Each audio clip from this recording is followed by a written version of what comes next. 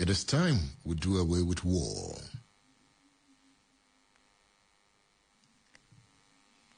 Look at this. In the heart of the Niger Delta, where the rivers speak secrets and mangroves stand as silent witnesses, a man of war was born. His name was Isaac Adaka Boro. He was a man who dared to dream of freedom for his people. A student, a soldier, a revolutionary. His life was short, but his fire burned bright enough to ignite a struggle that still echoes till the moment. Remember, 23rd of February, 1966? Let me whisper it into your ears.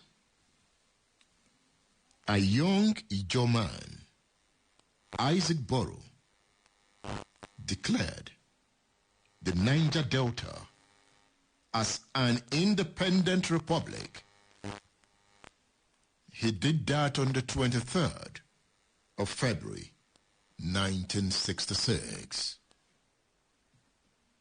That remains the first declaration of a state of independence in Nigeria post-independence era.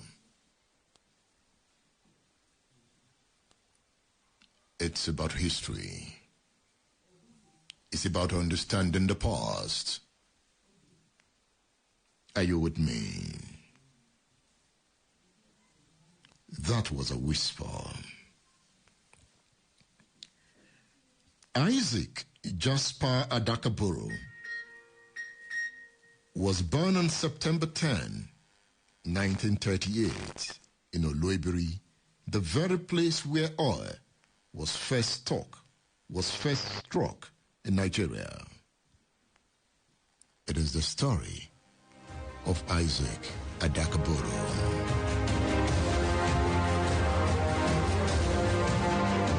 Still going into time.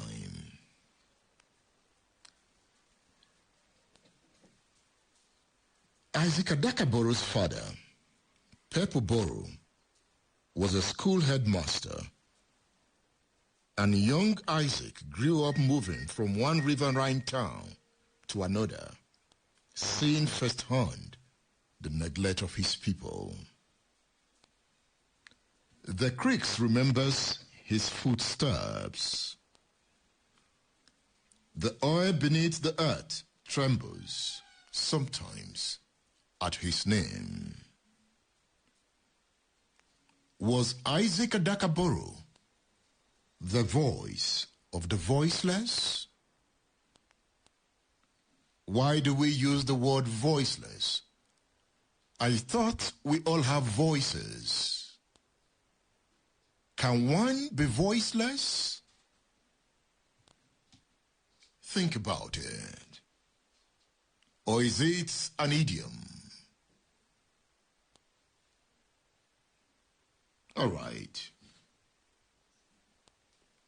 You see, we talk about the storm before the calm.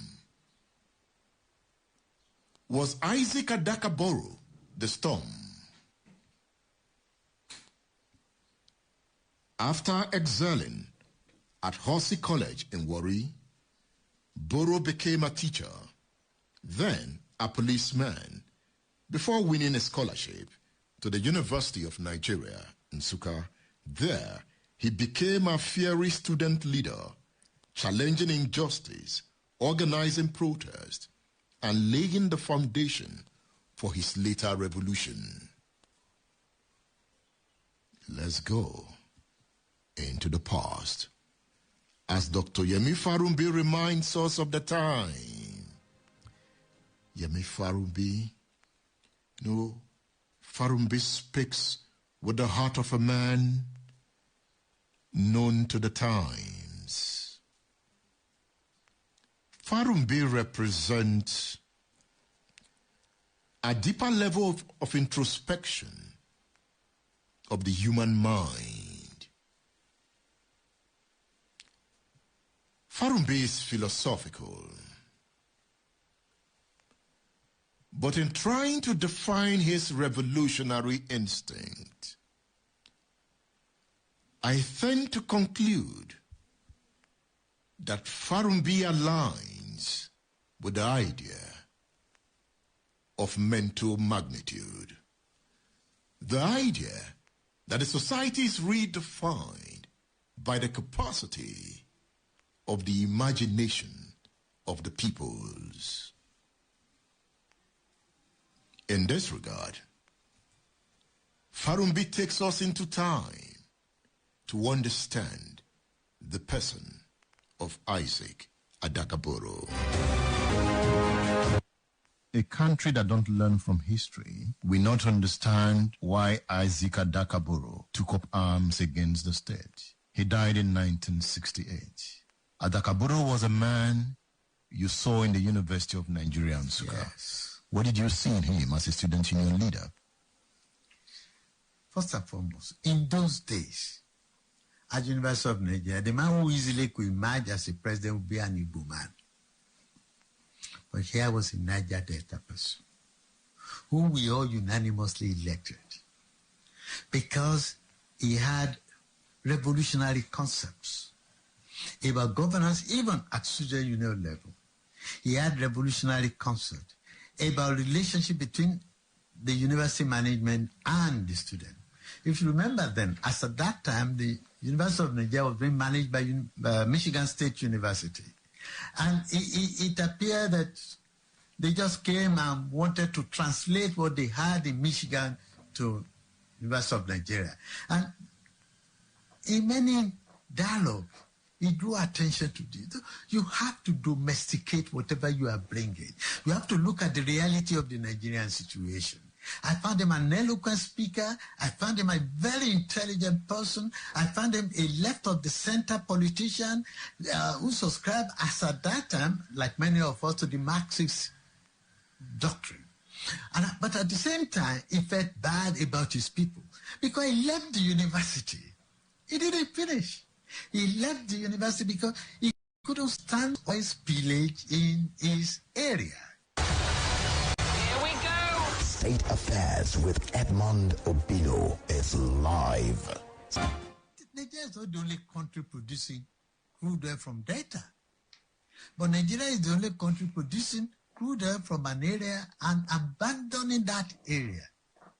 How does a hen lay eggs for you and you refuse to give it maize? On a good day, should we have studied the Adaka Boro instinct at the time?